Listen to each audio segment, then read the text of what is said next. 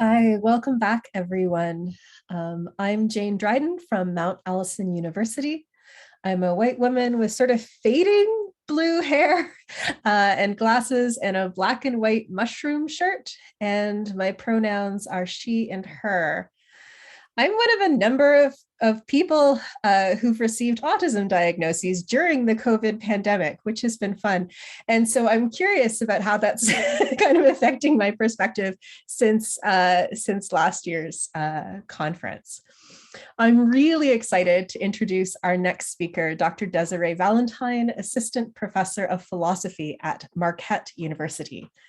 Her work lies at the intersections of critical philosophy of race, feminist philosophy, queer theory, and disability bioethics, and she received a prestigious career enhancement fellowship this spring from the Institute for Citizens and Scholars. Her most recent article, Technologies of Reproduction, Race, Disability, and Neoliberal Eugenics, appeared in the inaugural issue of the Journal of Philosophy of Disability. Her past projects have included a philosophical exploration of the concept of mixed race and its role in US cultural imaginations concerning racial justice and liberation. Her talk today is called Kinship and Sperm Donation Negligence, Race, Disability, and the Unmaking of Kin. So please welcome Dr. Valentine. Thank you so much, Jane, for that introduction. Thank you to Shelley Tremaine for inviting me to be part of this conference. And thank you to all who participated in the organizing labor to make this possible. So I'm a Black mixed race woman with curly hair piled on top of my head. I have glasses and I'm wearing a navy blue sweater. So overall, my research aims to disrupt how race and disability are understood as discrete phenomena and naturalized as biological and/or social markers that inhere in individual bodies. So ultimately, my aim is to shift discussion from the question of what race is and what disability is to what do processes of racialization and disablement do?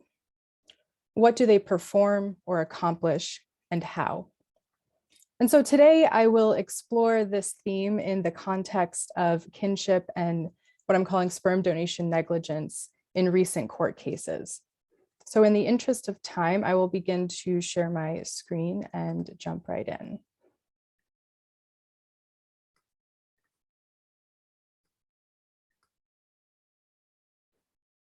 Okay, so assisted reproductive technologies, or ARTs, at once make the social constructedness of kinship more apparent, while also relying on processes of naturalization that heighten biological and genetic linkages between parents and children.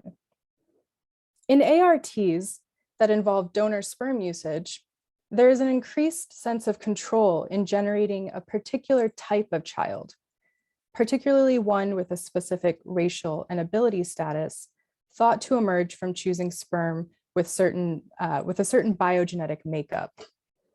This era of control has led to an increased sense of personal responsibility on the part of parents for making the best choices for their future kin, as well as the idea that there are reproductive damages that accrue when this control is not achieved due to negligent medical and/or business practices. So in this talk, I will focus on two legal instances in which plaintiffs argue that they ought to be compensated after sperm bank negligence led to the production of children with unwanted biological and so-called genetic characteristics. These tort claims focus on sperm bank mix-ups that, as argued, resulted in race and disability-related damages. The first case is from 2014, and that is Cramblett versus Midwest Sperm Bank. So here, Cramblett, a white lesbian woman, sued for wrongful birth and breach of warranty against Midwest Sperm Bank. So on this slide, on the right is a screenshot of a CNN story with an image of Jennifer Cramblett, a white woman with short blonde hair, holding her Black mixed race toddler who has dark hair and a pink bow and is also smiling. And the running title at the bottom says, "Mom sues sperm bank for wrongful birth." And next to this image on the left is an image of the legal complaint. As the complaint alleged, Cramblett had chosen the sperm of a white, blue-eyed man and instead received the sperm of a Black man. It was only after successful insemination that Cramblett was made aware of the mix-up. At this point, she was 4 to 5 months pregnant. She carried the pregnancy to term and in 2012 gave birth to a healthy Black mixed-race girl. Originally heard in an Illinois circuit court, the case was dismissed in 2015.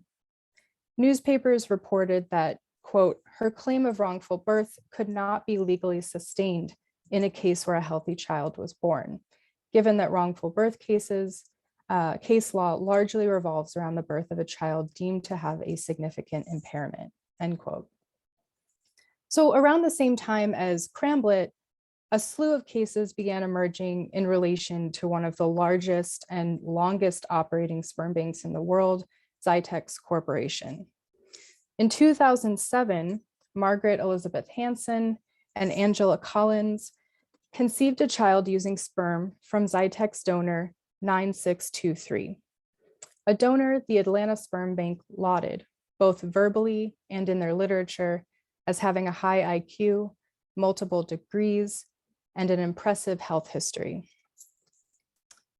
So on this slide, on the left-hand side is an image of Hansen and Collins and their son, who's wearing a blue baseball cap, holding a baseball and is looking down.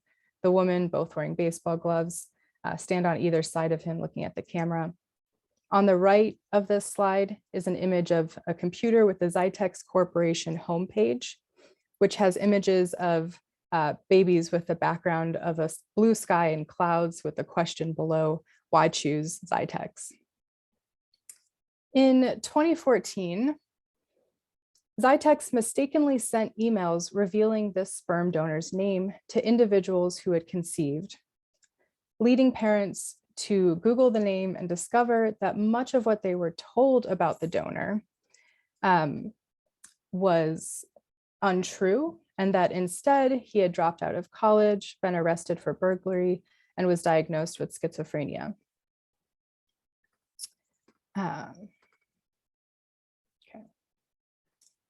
So Hansen and Collins filed a lawsuit in 2015 alleging that the sperm bank misled them about the health of their donor.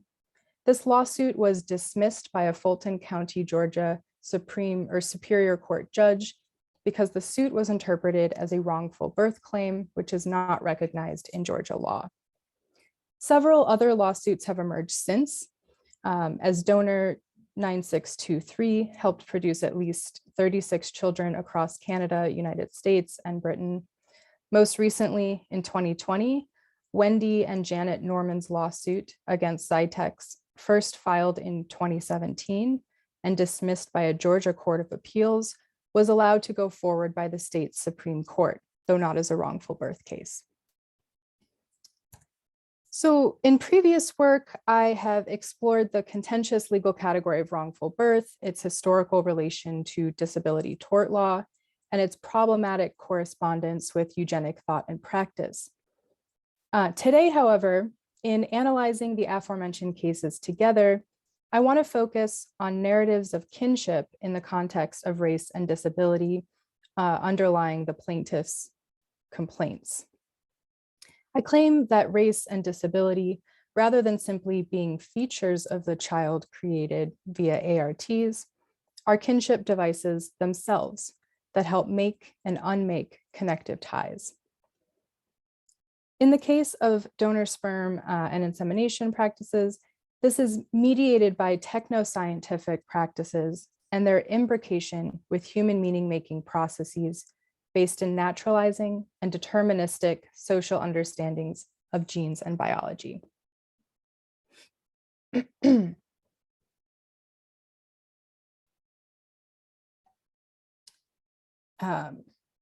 what follows, I first explore this transformation of kinship at the site of individuals' navigation of the world of assisted reproduction, particularly sperm donation and artificial insemination. I then return to the legal cases above to examine how each mobilize the geneticization of race and disability as a kinship device. Finally, I identify the ethical limits of these cases, showcasing how their lack of focus on social, economic, and political structures reproduces the harms they aim to identify. So section 1, ARTs and kinship. On this slide, I have a stick figure image of 3 individuals, 2 adults and a child holding hands. So ever increasingly, ARTs illustrate how conception, gestation, and birth are not merely biological events, but social events in that they create new relationships, new actors, new terms, and new ways to conceptualize the shared event of conceiving, having, and raising a child. The basis of kinship has therefore become more blurred between the biological and the social. And yet, biological relatedness remains a potent force for grounding kinship and narrativizing connection. For example, in assisted reproduction using a sperm donor, it is commonplace for donors to be chosen based on what are thought to be heritable biological features that match a gestator, their partner, or reflect broader familial likenesses. Typically, sperm banks will provide donor profiles that include characteristics of the donor, such as race, ethnicity, height, weight, eye color, hair color, and health history of the donor and his immediate family.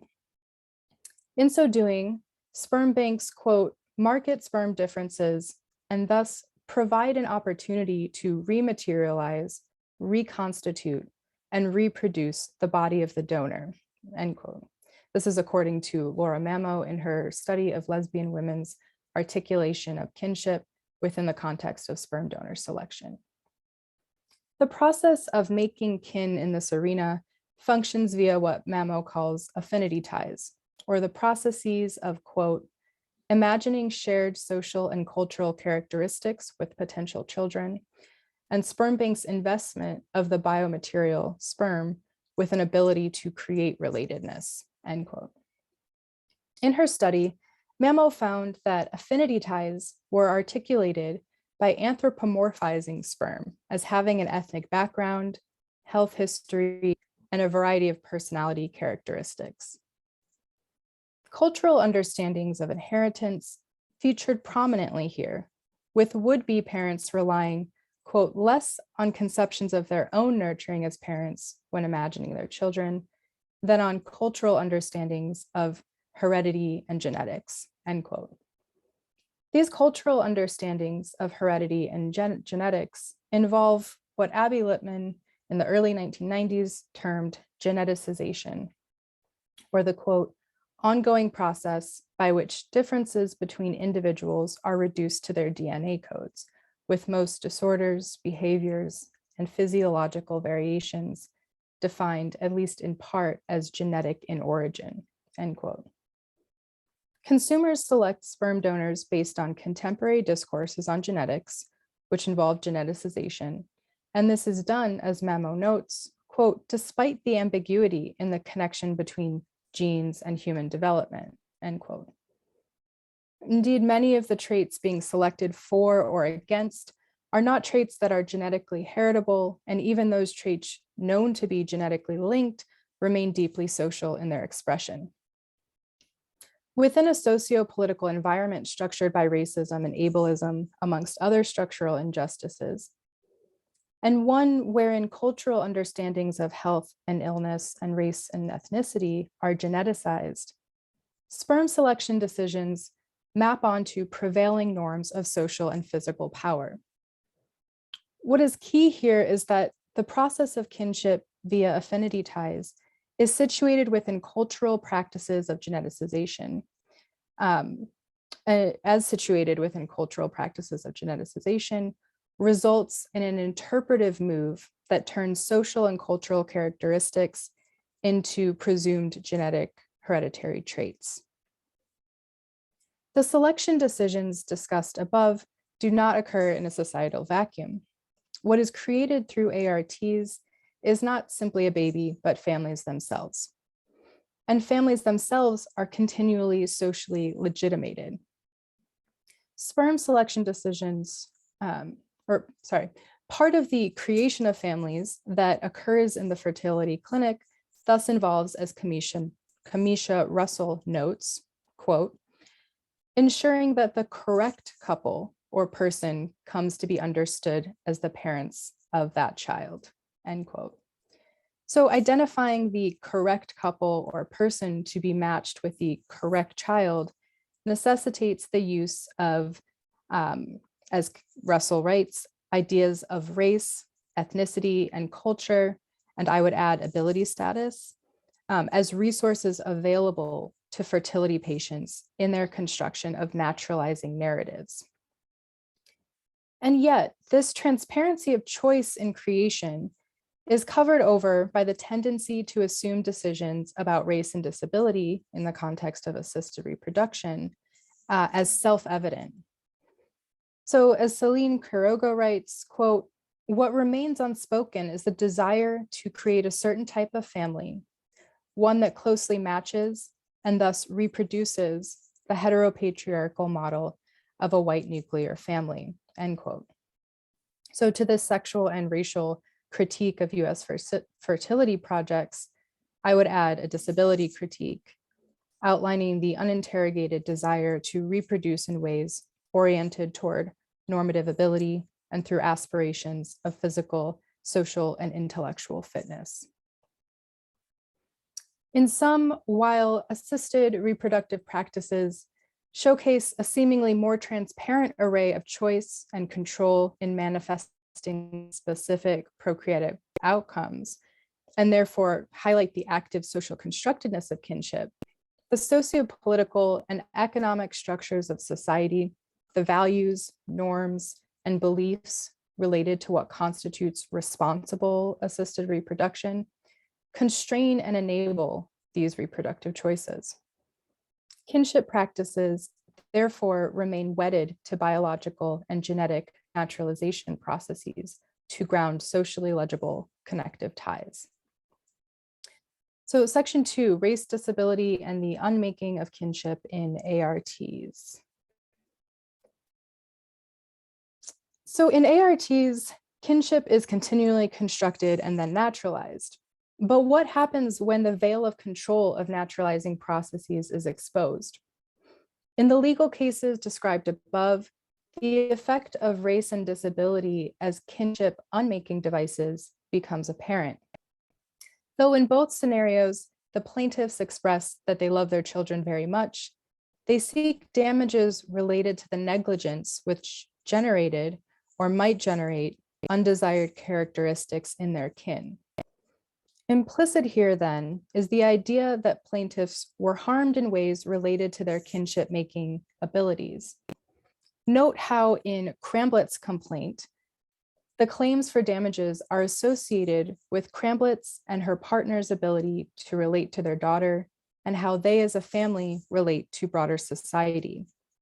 Such damages included how the town Cramblett and her partner moved to is all white and, quote, too racially intolerant, and far from any area where Cramblett can take her child to get a, quote, decent haircut. Additionally, Cramblett expressed worries about her, quote, unconsciously insensitive family members, given the fact that, quote, she did not know African Americans until her college days. So Cramblett appeals to a loss of shared genetic traits, which she presents as an implicit or natural desire, describing her daughter as obviously mixed race and herself as obviously different in appearance, followed by a list of difficulties this presents. And yet, Cramblett is no less genetically related to her daughter than if she had received any other donor's sperm. This loss is actually about the fact that she now exists in a parental relationship to her genetically related but racially distant kin. And the loss is one of no longer being able to maintain her sense of white self and the social power that affords.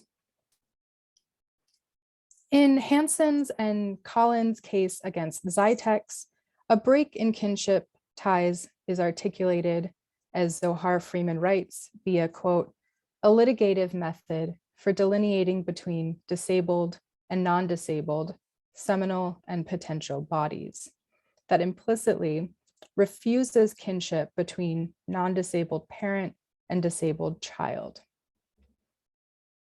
end quote. So the potential of their son being diagnosed with schizophrenia is grounded in what Kelly Fritsch and Anne McGuire call the spectralization of disability, or the idea that disability is not a singular ontological trait or category of being, but is rather graded, tenuous, and flexible state of becoming, end quote. The problem Fritsch and McGuire identify is not the idea of disability as a spectrum or even as spectral. The problem lies in a response to the spectralization of disability that, quote, upholds disability or a more severe or intense form of disability as an object of dread, end quote. So it's unsurprising in a world lacking both social awareness and structural supports for living and flourishing amidst disability, that disability continues to function largely as negative ontology or inherently negative. This is a structural problem, as many disability scholars and disability justice activists helpfully articulate.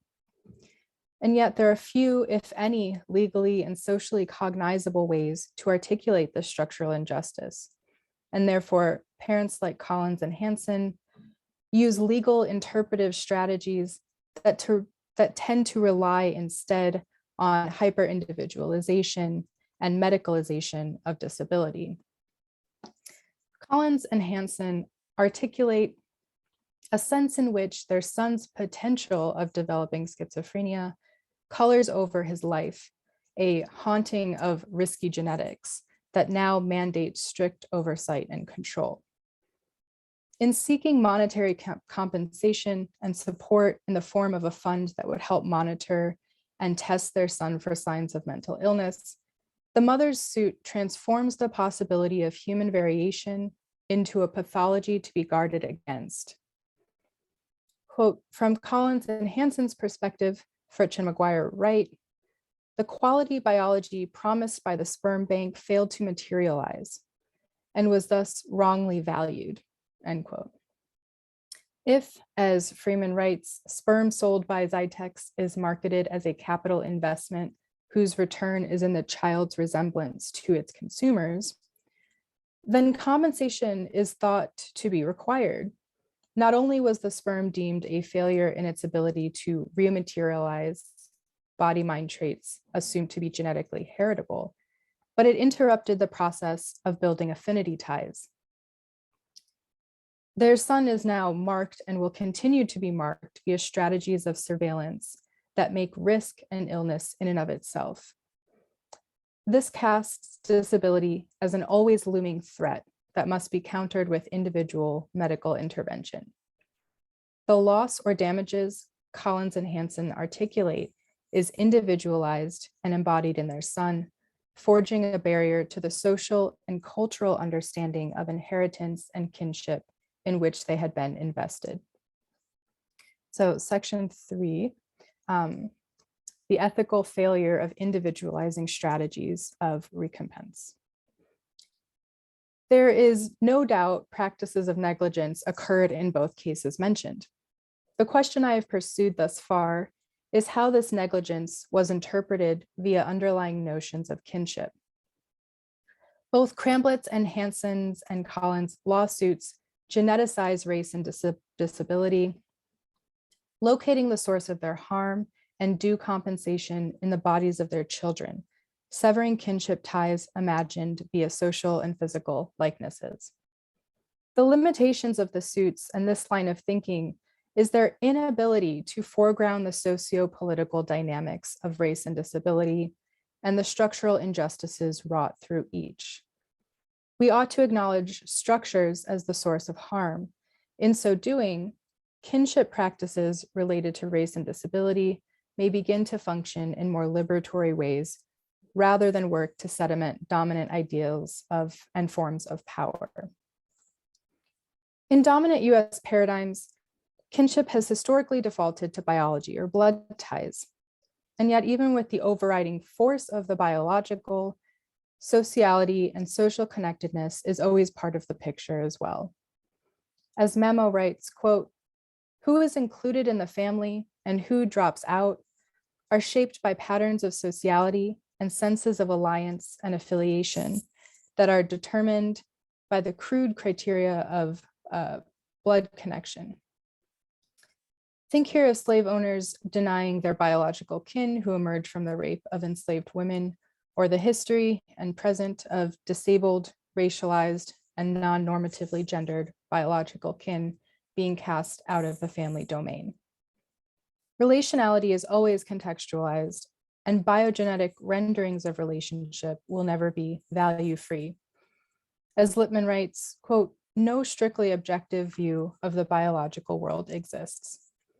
Any attempt to explain or order it will be shaped by the historical and cultural setting in which it occurs," end quote. So recognizing the ongoing history of this combination of biological relation, sociality, and affiliation in narrativizing kinship, not only for those pursuing assisted reproduction, can help us center the inherent relationality of kin making rather than the biogenetic or social traits of individuals that are used to cultivate and protect relational ties. A structural rather than an individualizing lens enables us to see how race and disability in assisted reproductive practices, such as sperm donor selection, are kinship devices themselves, rather than outcomes selected to inherit in the body minds of kin. Disability is not simply something one is or has, but as Fritsch and McGuire put it, quote, "something we participate in." Recall the earlier discussion of the spectralization of disability. The problem here and in the Zytex cases is the way that the, quote, "disability to come" is figured as an object of dread, something haunting individual bodies. But there is a more liberatory potential in the idea that disability is, quote, "not a singular ontological trait or category of being, but a tenuous and flexible state of becoming."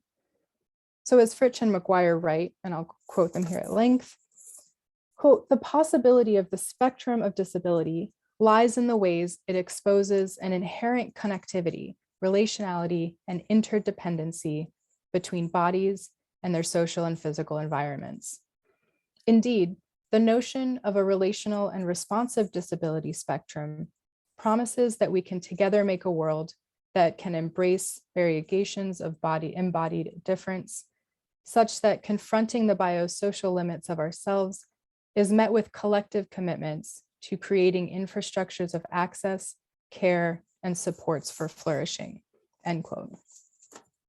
Key here is the sense in which genuine connection requires infrastructures of support that can lead to flourishing. In framing their losses as individual, Cramblett and Hansen and Collins, each in their own way, re-solidify the structures of ableism and racism that in part give birth to their harms in the first place. For example, Cramblett describes a personal loss generated by structural problems, such as her all-white neighborhood, insensitive family members, and the psychological impacts of racism on their daughter. And they do this all the while refusing to vilify those structures as problems in themselves. For example, it was apparently not a problem for Cramblett to raise a white child in a racially intolerant neighborhood or among racially insensitive relatives. Cramblett did not receive the whiteness bargained for and so sued under terms, suggesting that she is due compensation for the fact, not that there is racism, but that she now has to deal with it personally. This, in turn, implicitly suggests that there is a rightful racism, establishing the effects of structural racism as the status quo. Similarly, the argument from Hansen and Collins is that they should not have to sustain the risk that inheres in their son, that they are wrongfully now impacted by the potential of disability and the difficulties this may present, especially in an ableist society lacking structural supports, both financial and social. But what drops out of frame here, or rather the constitutive outside of this, is the idea that there are those for whom risk is socially and politically sanctioned. Quote, under the structural conditions of compulsory able-bodiedness and its intersections, Fritsch and McGuire write, certain risks for certain populations are par for the course, so to speak. These risks might include, as they note, increased rates of incarceration and institutionalization, police and state surveillance, violence, poverty, suicide, social isolation, and so on. In Hansen's and Collins' case, an individual biological solution is sought in the form of medicalized surveillance of their son's behaviors, reactions, emotions, etc., leaving to the wayside analysis of social structures and the potential of substantively altering our, quote, collective social, political, economic, environmental, and cultural living conditions. Both cases are individualizing in part due to a commodification system of donor sperm promising certain results. Each case relies on the underlying promise to have been given sperm with the capability of building imagined kinship ties, a capacity narrativized through a rematerialization of the donor body and his given traits that are presumed to be biogenetically heritable. Because this process is thought to have failed because of negligence on the part of the sperm banks, the plaintiffs are in effect arguing that they rightfully should be compensated for having to deal with race and disability-based hardships. This participation in the legal system reproduces structural harms related to racism and ableism because their claims are legible only if there is a category of those who rightfully must deal with illness and disability, which is not them, because they bought the sperm that would prevent them from facing these possibilities. There is, of course, here still the problem of negligence, but I return to my primary point that this potential emerges from the fact that sperm is commodified in an ableist and racist social system, where it is imagined that we can genetically engineer kinship outside of structural oppression. My point is not that each family should have to deal with the complexities that come from raising a racialized and/or disabled child in a racist and ableist environment, but that no one should have to tolerate and endure this relational arrangement of structural oppression. While conventional understandings of kinship appear limited to the personal or domestic sphere, it is important to recognize that these are supported or not via structural conditions of social power and legitimacy. Therefore, we must expand our kinship imaginary to include a practice of kinship centered on building the conditions in which genuine connection and just treatment of racialized and disabled people can occur. Thank you.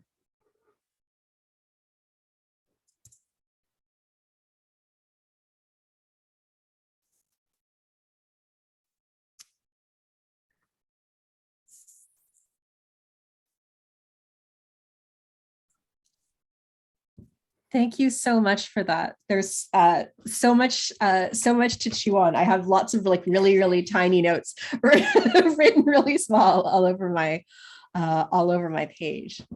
While folks mull over that and I wait for Shelley to feed me some questions, I have one just to start off with, if that's okay. And yeah, I really like your paper. I was trying to figure out because of the ways that these patterns of these sort of wrongful birth suits and like I love the way that you describe the ways in which the claims by Kremblett and Hansen and Collins like are only legible if we think, well, some people rightfully shouldn't have to deal with this stuff, and other like I that all really makes sense to me. But I'm wondering where the sort of case, the 2002 case of the deaf lesbian couple, Sharon DeChesnow and Candy McCullough. So deaf lesbian couple, and they deliberately wanted a deaf child because, they're deaf and wanted to participate in deaf community. And so I'm curious kind of how that case would fit into your analysis, because on the one hand, it seems to be going against the kind of, normalizing structures that you describe. But on the other hand, it's still kind of individualizing.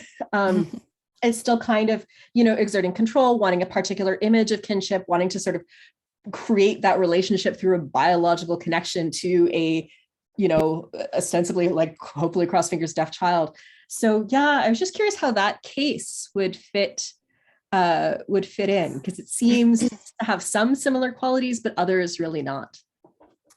Yeah, so I think that there are a lot of sort of exceptions that prove the rule in some respects. So this is one case. I think there's also increasing cases as queer families are formed, wherein there are different raced kin of queer parents. And so, I think that what's interesting in some cases, and it does depend on the individual interpretation of what's going on here, but we are all situated within, a racist and ableist social structure, so that we're in many ways kind of caught in between and limited by the sort of narratives available to us. So in the case that you mentioned, it is really interesting to think about the sort of individualizing that happens here, and the sort of, reconsolidation of certain narratives of kinship as likeness, as resemblance, that are advocated. But I do think there's something to be said about these processes when they are going against the grain of social power. Like we can't necessarily equate the two, because these social systems of power are hierarchicalized, they're asymmetric. And so I think in interpreting what's going on there, it's important to kind of center the social power that's very active here. And so, I think many times parents are just caught within this web. And so ultimately are given very few choices because of a reliance on having to be socially legitimated one way or another in one community or another. Though I do think we ought to kind of, again, center that sort of relational hierarchy between decisions that go against the grain of social power and those that are more in line with it. So thank you. Thanks. Yeah, that makes lots of sense to me. All right, so we have a question from Ray Briggs. Thank you for this illuminating talk, Professor Valentine. How does the anonymity of the sperm donors in these cases affect the kinship narratives you're discussing? I'm wondering how these cases compare to the example of a couple who chooses a friend or relative as a known donor. I'm sure that doesn't solve the underlying problems of racism and ableism you're bringing to light here, but there's something about the anonymity of sperm donors that seems to lend itself to capitalist framings and projecting fantasy ideas onto the kid.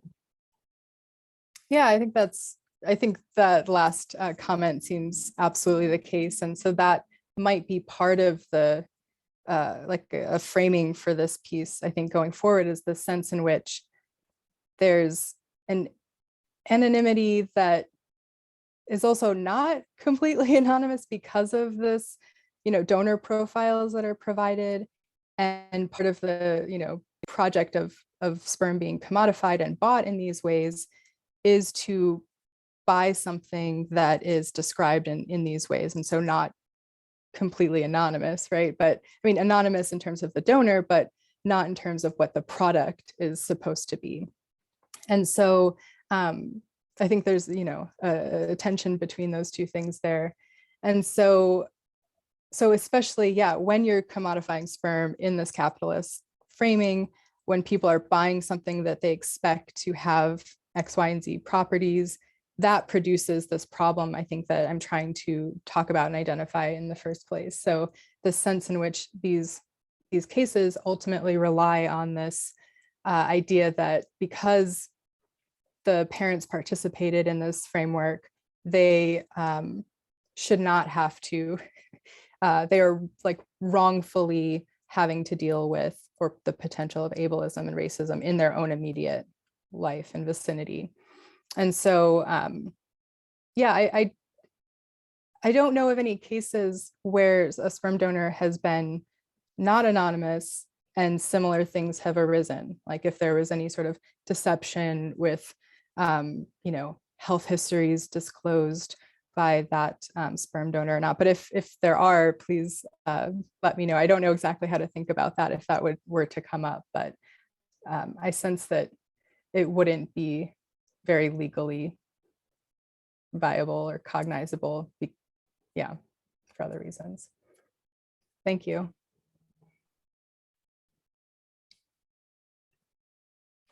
I kind of want to ask a follow-up to that just while we wait to see if there's another question. And that's sort of, I wonder in terms of the difference there, is it, and I kind of hate to say like, is it primarily this or primarily that? When probably it's lots of stuff imbricated. Okay, Jonathan has a question. I will save mine. I will save mine for now. Okay, thanks so much. So that was a brilliant talk, and I think it's very brave to take on such a difficult and emotional topic and do it actually in such a clear and dispassionate way. And Thank you. I also began to see what you were saying, a sort of a better world that we might be living in. But what I missed, and maybe it was there, some sense of the steps we could be taking in in one or two rounds of government, say, to be making steps in the right direction, because the changes that seem to be needed at so many levels are so dramatic that it leads me to a bit of almost despair to think, now how can we overcome the levels of prejudice that we see at the moment, even to make any steps in those directions? And if anything, things are likely to get worse before they're going to get better unless we do something. So if you have any ideas about policy or things you've seen, examples of better practice, it would be fascinating to hear now. Yeah, so that's always the the question that we're left with, right? And so I, in just cursory research into the subject, I'm very interested in thinking about ways to kind of manipulate the legal system, use what we have in these creative and generative ways, acknowledging that they're always limited by the sense that our legal system is fundamentally racist, ableist, etc. And so I draw a lot of, I guess, inspiration from critical race theory, critical legal studies in general, and a lot of recent work that has come out looking specifically at the relation between race-related anti-discrimination law and disability-related anti-discrimination law, and really the potentials for thinking, thinking these two together, or thinking in ways to creatively use either in different situations or in situations that aren't anticipated. And so, for example, like Kamani Paul Emile has this paper entitled Blackness as Disability, and she's really interested in thinking about disability-related tort law through, or thinking about race-related tort law through some of the legal commitments of disability-related tort law. So instead of having to prove intent for racist practices, she wants to think about how disability-related tort law relies more on impact to gain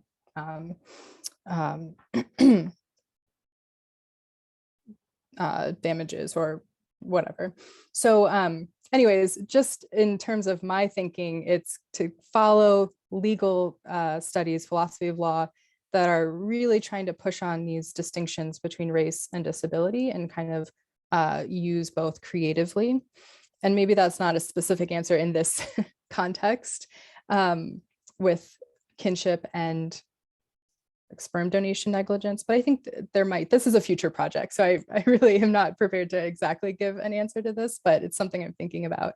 But I do think that ultimately, to be in a better position to be able to make choices under conditions that are less racist and ableist, et cetera, that social support and material like infrastructure needs to be provided. So in terms of policy, we need a better social, at least in the US, like we need a hell of a lot better social welfare system.